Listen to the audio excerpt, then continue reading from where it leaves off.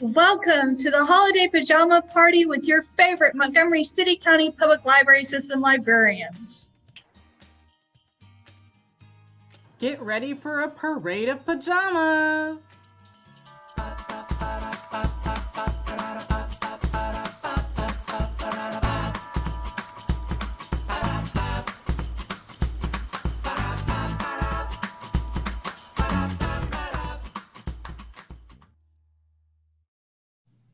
So this is when Santa lost his ho ho ho. And if you are playing along at home, you can say ho ho ho with us.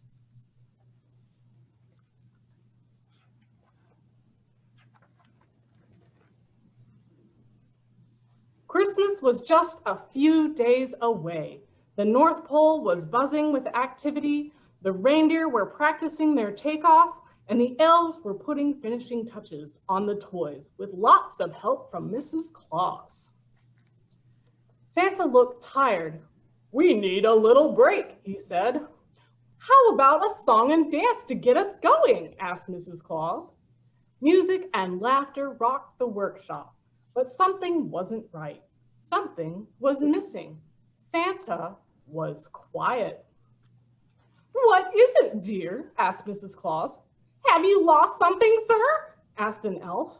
Santa scratched his head and he cleared his throat. "You could say that," he said. "What is it?" asked the elves. "We'll help you find it." Everyone waited for Santa's answer.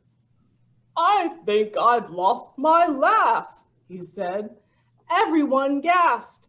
Oh no! Santa had lost his ho ho ho! Good job, everyone. This was serious. How could there be a Christmas without Santa's ho ho ho? Santa tried some home remedies, but they didn't work. He went to see Dr. Giddy. The doctor prescribed funny movies and a large dose of jokes. Everyone was eager to help, but the best Santa could manage was a little ha ha ha, a weak yippee, and a faint hee-haw, but no ho ho ho! The local paper broke the news. Reporters and photographers gathered outside Santa's workshop. This story was big. Around the world, people heard the news. Back at the North Pole, the elves and Mrs. Claus kept trying to help Santa. Ho, ho, ho! But nothing worked. The reindeer even offered a surefire remedy, cocoa. Santa enjoyed it, but his laugh was a no-show. Santa decided to check his mail. He always read every single letter himself, but he'd been so busy trying to ho, ho, ho, that the mail had really piled up. Mrs. Claus noticed that Santa looked tired, even a bit cranky. "Mr. Claus," she said, "please take a nap. We'll organize your mail. Now scoot." "Well, maybe just a few winks," Santa said. Santa settled in for a short winter's nap.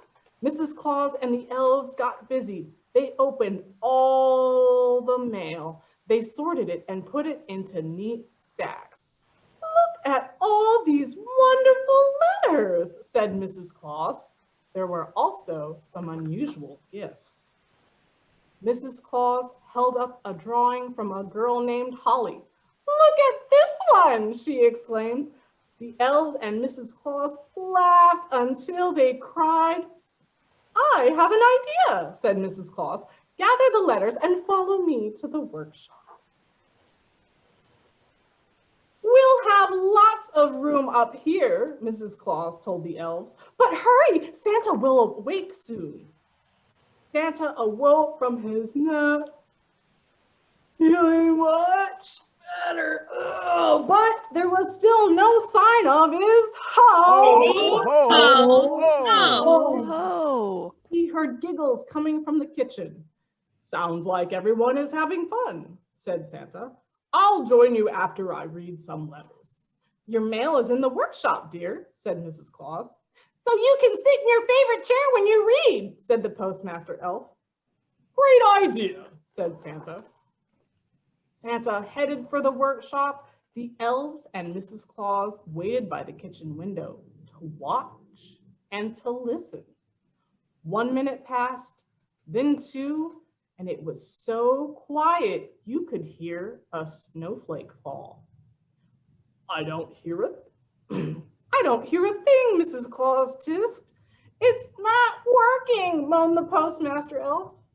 Then there came a faint rumble, a distant chuckle, and finally a mighty, booming, very familiar, and oh so jolly ho ho ho! Says ho ho ho was back. The reporters and photographers heard it. Folks in town heard it. Everyone everywhere around the world heard it. Mrs. Claus jumped for joy. The elves shouted with glee. The reindeer pranced and danced. Santa thanked everyone for their pictures, especially Holly. He promised that this would be the merriest, jolliest Christmas ever. And it was. And this is the picture that made Santa laugh.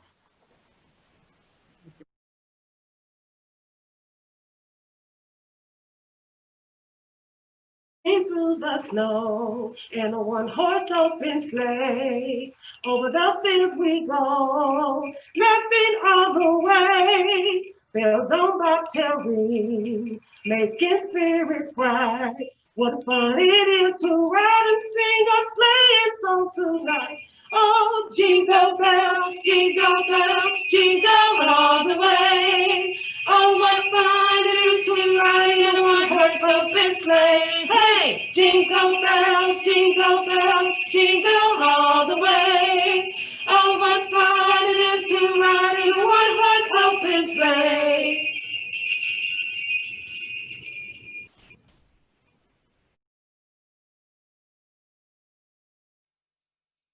All right, guys. We're gonna start with a square piece of paper. We're gonna make some beautiful snowflakes. So first you take your square and you're gonna fold it into a big triangle. Then you're gonna fold it into another triangle. And you can do it on the table and it's much easier. Now you're going to fold in. So start at your bottom point here and you're gonna fold your one side over.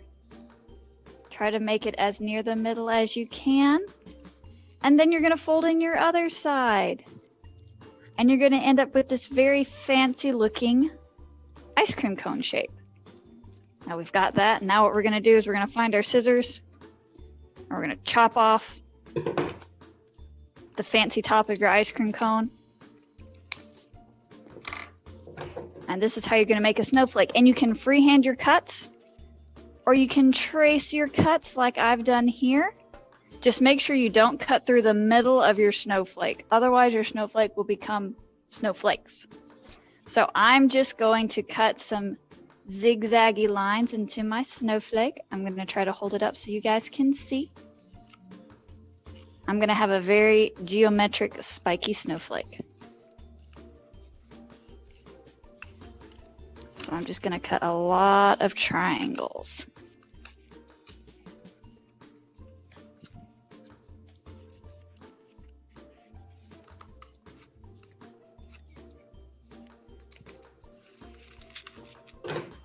And you may need to pause to work on yours. You may want to make more cuts. I'm going to make some cuts on this side. We're going to have a really interesting snowflake out of this.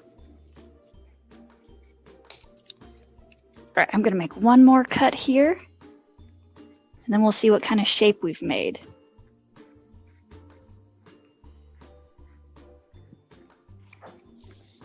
All right, so this is what we've got, and we're all going to unfold our snowflakes and see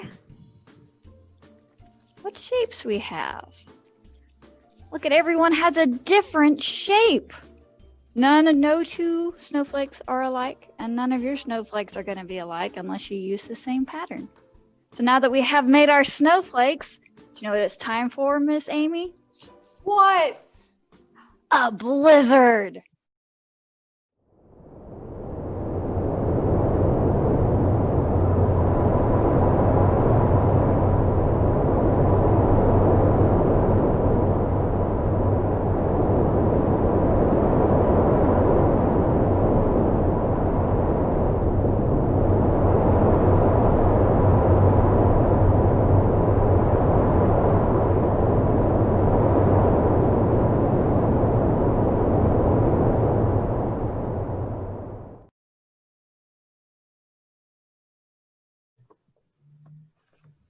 "'Twas the night before Christmas when all through the house not a creature was stirring, not even a mouse. The stockings were hung by the chimney with care, in hopes that St. Nicholas soon would be there.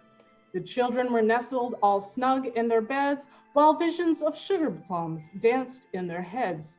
And Mama in her kerchief and I in my cap had just settled our brains for a long winter's nap. When out on the lawn there arose such a clatter, I sprang from my bed to see what was the matter.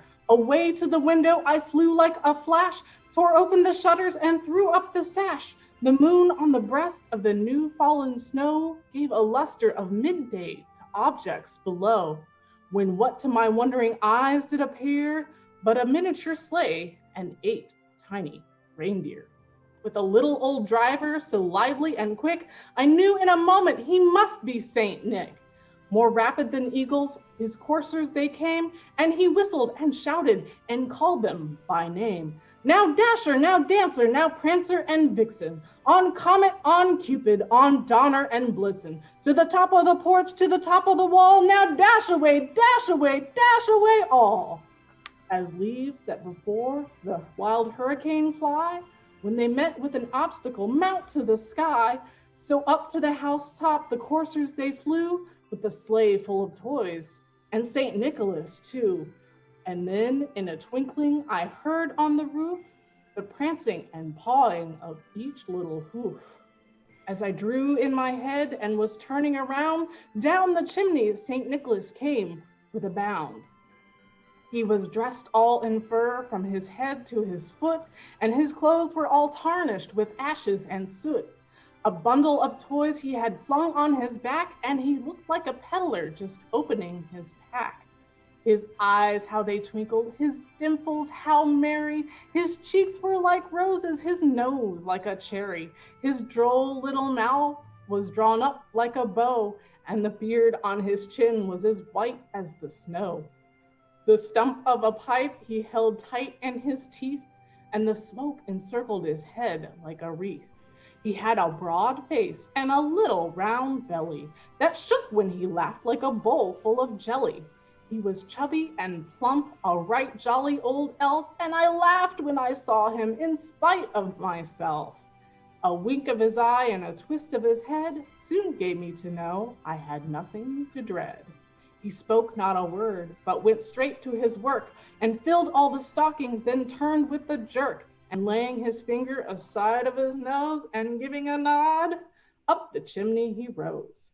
He sprang to his sleigh to give his team a whistle, and away they all flew like the down of a thistle. But I heard him exclaim, ere he drove out of sight, "Merry Christmas to all, and to all a good night." Thank you for watching. I hope you enjoyed the program. Don't forget, call your local library. We are ready to get you some books and more through curbside service. Have a good day.